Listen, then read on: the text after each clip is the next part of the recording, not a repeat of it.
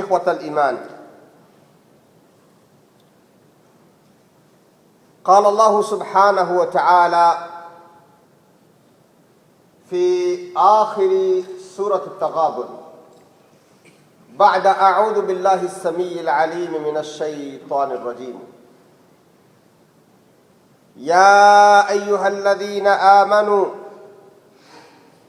إن من أزواجكم وأولادكم عدوا لكم فاحذروهم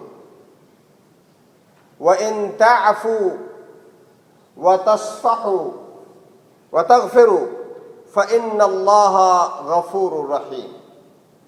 إنما أموالكم وأولادكم فتنة والله عنده أجر عظيم فاتقوا الله ما استطعتم واسمعوا وأطيعوا وأنفقوا خيرا لأنفسكم ومن يوق شح نفسه فأولئك هم المفلحون.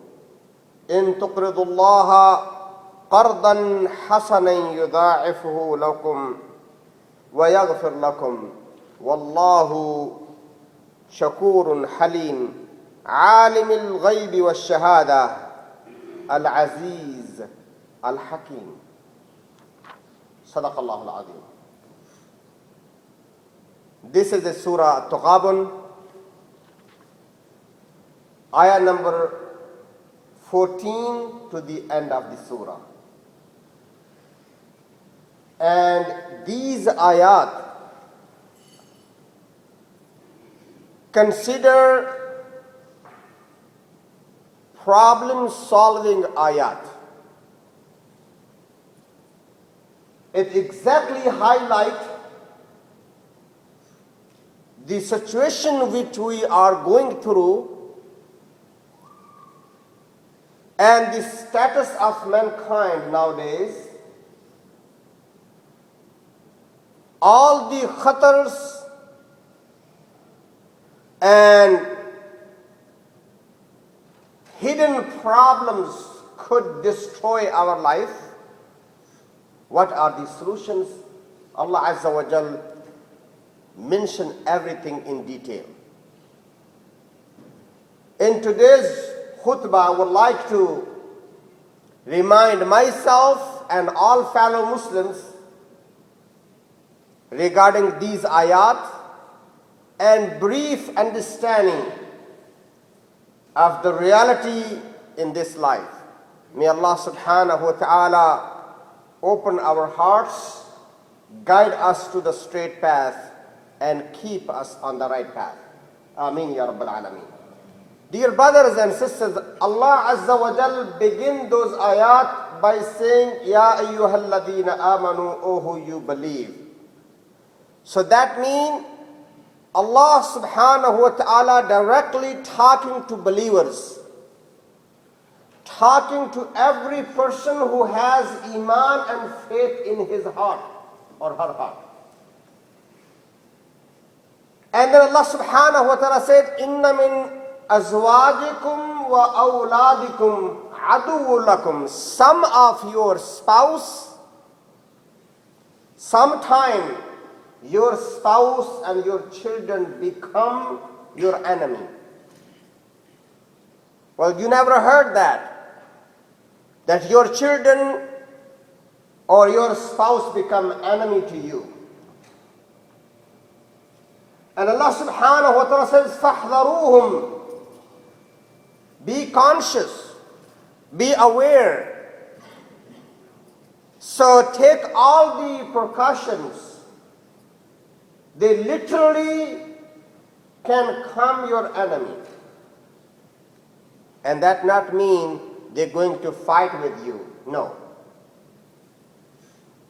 The word adu, Allah subhanahu wa ta'ala said, Shaitan is your enemy, and the same word adu Allah used. In Quran, Allah subhanahu wa ta'ala used the word adu for Shaitan. What is the goal of Shaitan? To kill you? Or to physically fight with you? No. The goal of shaitan to bring temptation for you was زَيَّنَ لَهُمُ الشَّيْطَانُ أَعْمَالَهُم.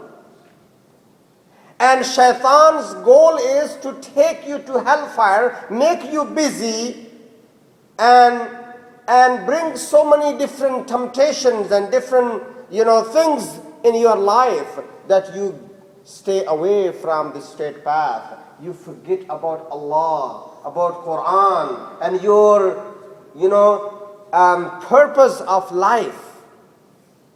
And for small amount of time, you start thinking the purpose of life is to win in this dunya, or you think that the luck in this dunya to have a more wealth and more money, or maybe you start thinking that I will be winner, I will be so awesome if I have a more dunya collected. That's the shaitan do. And Allah subhanahu wa ta'ala said, فَاتَّخِذُوهُ عَدُوًّا. You treat shaitan as your enemy and be conscious, be careful. And he stay with you always. He whisper to you. He stop you from doing right things. And he encourage you to do wrong things. He brings so many different opportunity to do wrong. Not only that, he decorated the wrong. So Allah subhanahu wa ta'ala said, فَاتَّخِذُوهُ عَدُوًّا. Take shaitan as your enemy always, because he is going to destroy your akhirah for sure. Allah Azza wa Jal said, Inna min azwajikum wa awladikum aduwwun lakum. Sometime some of your spouse and sometime your children become your enemies. And that means they become your enemy in the sense that take you away from Allah's path, keep you busy in dunya. And you see so many times, people, they have no time for Allah. And they are busy 24/7. They don't pray. They don't read Quran. It's been a month and month that we open a Quran and we sit down for a little bit, recite the book of Allah subhanahu wa ta'ala. Why? Because, I have to make my living. I have to pay rent. I have to pay my bills. And there's so many things, And then first of all, we take care of ourselves, and then our family and our children, and then we have to do all those work. And the people, because of their family, because of the good status of their children, because they want to do such and such for their children, they kept themselves busy all their life. And in the day of judgment, when they realize that my family and my children kept me away from Allah, and I was saving all my life, did not care about halal and haram, and all my life I wasted because of my family and because of my children, then Allah subhanahu wa ta'ala said, يَوْمَ يَفِرُّ الْمَرْءُ مِنْ أَخِيهِ وَأُمِّهِ وَأَبِيهِ وَصَاحِبَتِهِ وَبَنِيهِ. At that day, when people will realize the status of their brothers, their sisters, their parents, their children, their families, their spouse, their neighbors, their friends, so they will run away and they will hide from their own children, from their own parents, from their own wives, from their own husband, from their own family members, and from their own brothers and sisters. They will hide. Subhanallah. They will hide because might my brother or my sister complain against me? Might they ask me today a hasana? Might they ask me a favor today? I will be not able to give them at all. لِكُلِّ امْرِئٍ مِّنْهُمْ يَوْمَئِذٍ شَأْنٌ يُغْنِي. Every person will say, Rabbi nafsi that day. No one will care about any person except himself or herself. And Allah subhanahu wa ta'ala says, فَاحْذَرُوهُمْ, be careful about that. Do not let your family destroy your life. Do not let your children destroy your akhirah.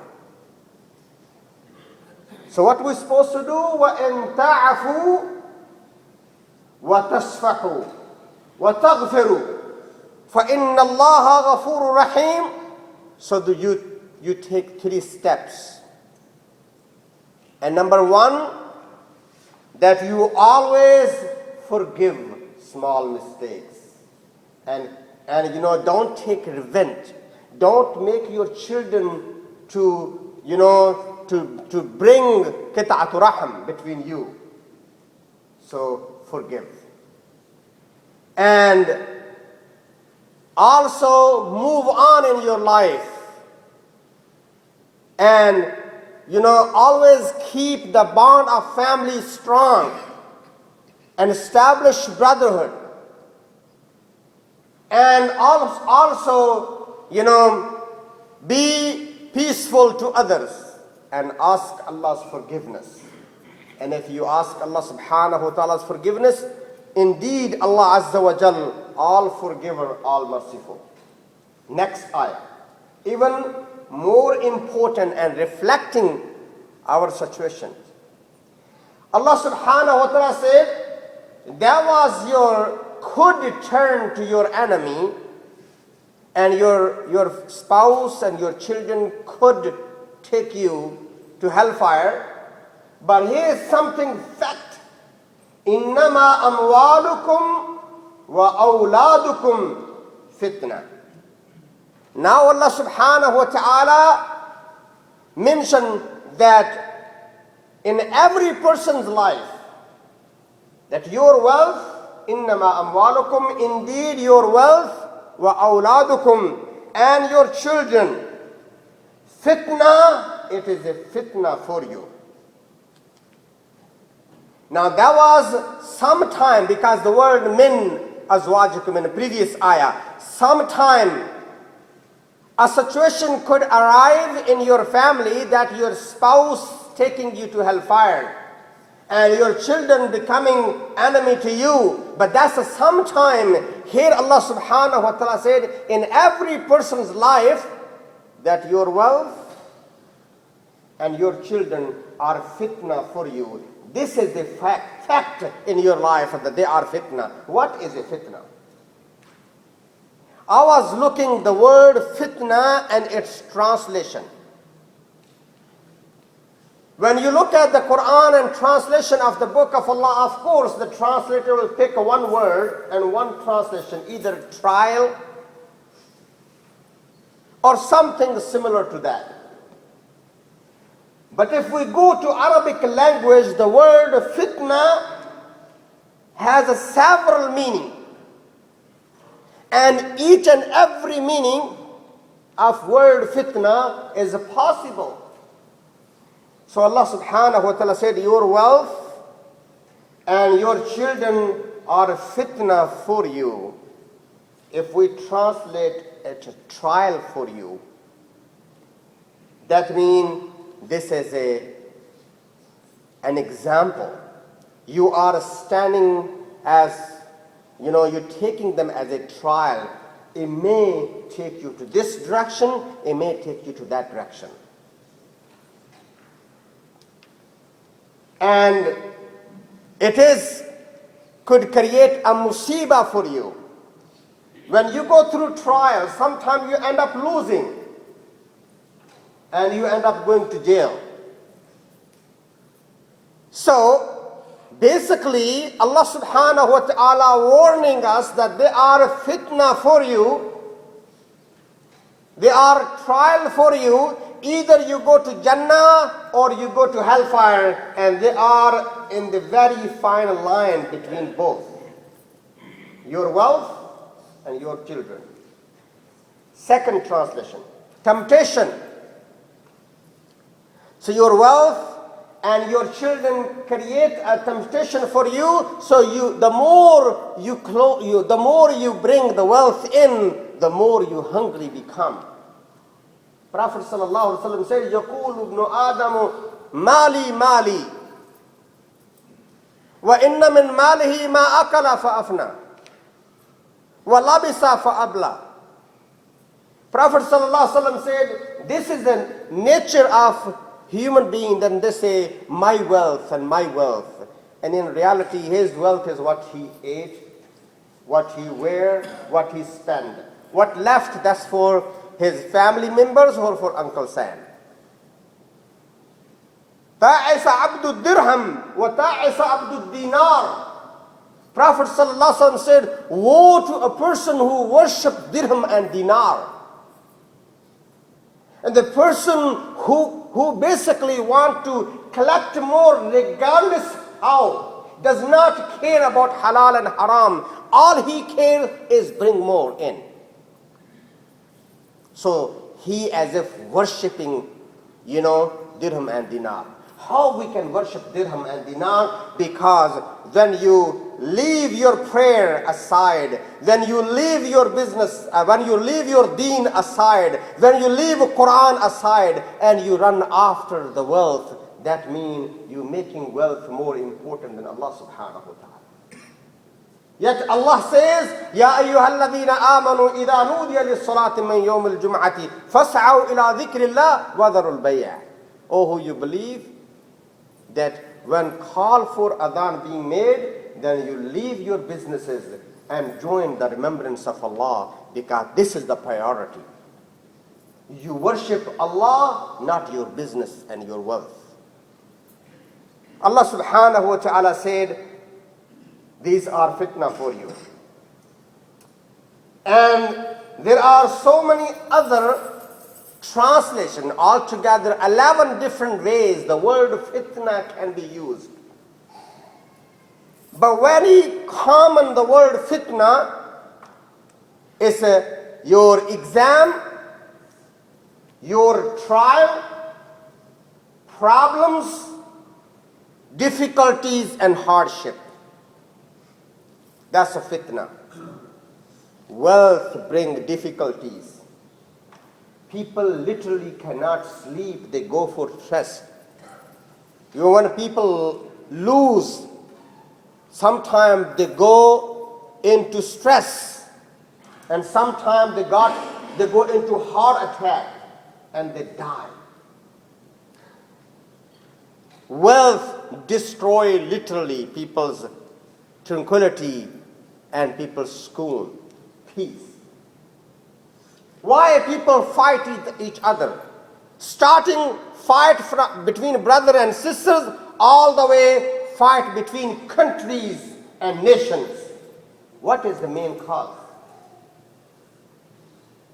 Everything is wealth. So dear brothers, Allah subhanahu wa ta'ala said that you be careful about that. Wallahu indahu ajrun azim. And if you are looking for reward, then keep in mind the best reward, the holiest reward, the greatest reward is with Allah Azza wa Jal, Allah subhanahu wa ta'ala. So when it comes to your wealth, when it comes to your children, then keep in mind they are trial for you, and Allah has better reward for you. Well, I need to know that if they are trial for me, what the reward Allah subhanahu wa ta'ala is talking about. Next ayah. Allah subhanahu wa ta'ala said, فَاتَّقُوا اللَّهَ مَسْتَطَعْتُمْ. Fear Allah as much as you can. Be God conscious. Keep Allah with you in your mind always. وَاسْمَعُوا, and listen carefully. Subhanallah. Allah Azza wa Jal telling us, فَاتَّقُوا اللَّهَ مَسْتَطَعْتُمْ. You fear Allah as much as you could. وَاسْمَعُوا, and listen carefully. And Allah subhanahu wa ta'ala says, وَأَطِيعُوا, and obey.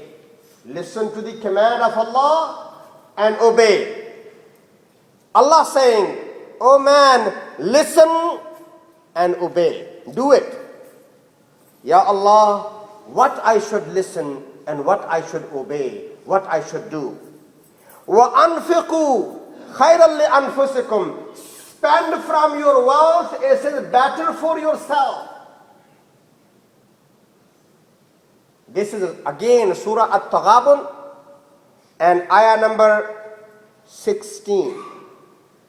Allah subhanahu wa ta'ala said, وَاسْمَعُوا, listen, وَأَطِيعُوا, and obey, وَأَنْفِقُوا خَيْرًا لِأَنفُسِكُمْ, and you spend more for the sake of Allah subhanahu wa ta'ala. It is better for you. It's better for yourself.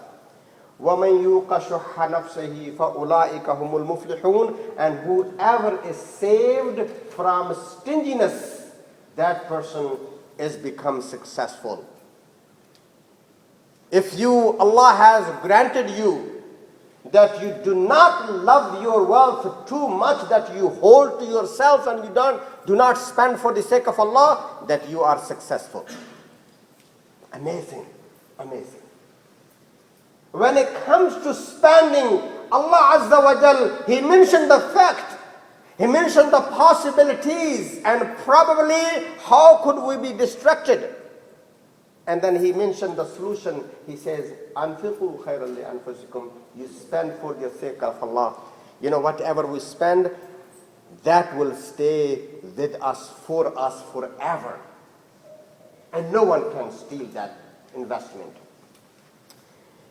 Next ayah, even amazing. إِن تُقْرِضُوا اللَّهَ قَرْضًا حَسَنًا. O people, if you loan to Allah subhanahu wa ta'ala. Now, there are two types of people. You know, sometimes if you go to a person and you say, brother, spend for the sake of Allah, he will give whatever he could. And then the second opportunity, you can say, well, I want to loan. Guaranteed loan. So people give guaranteed loan. Sometimes people spend. They don't mind spending, investing. So Allah subhanahu wa ta'ala said, if you spend for the sake of Allah, that is your investment, that is, deposit for you, will stay for you. The second, Allah said, you give a loan to Allah subhanahu wa ta'ala, as if on the condition that 100% will be guaranteed and will be returned to you with fa'idah.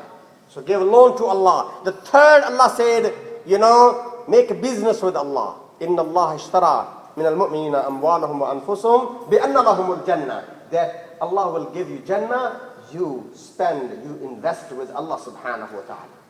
In tuqridullaha qardan hasanan. If you give a loan to Allah, the best loan, yudha'ifhu lakum wa yaghfir lakum, Allah will multiply that loan and give you so many thousands % return. Wa yaghfir lakum. And in bonus, Allah will forgive your mistakes. Wallahu shakurun halim. And Allah subhanahu wa ta'ala is a shakur. And shakur is the person who basically respond if you do good things. If you do right things, He responds the better way. Allah subhanahu wa ta'ala said, I am a shakur. I know how to respond to you when you are doing favor to Allah Azza wa Jal. I ask Allah subhanahu wa ta'ala and pray to Him that He give us tawfiq, that we understand the reality of this life and we use it in the best way. أقول قولي هذا وأستغفر الله لي ولكم ولسائر المسلمين وآخر دعوانا الحمد لله.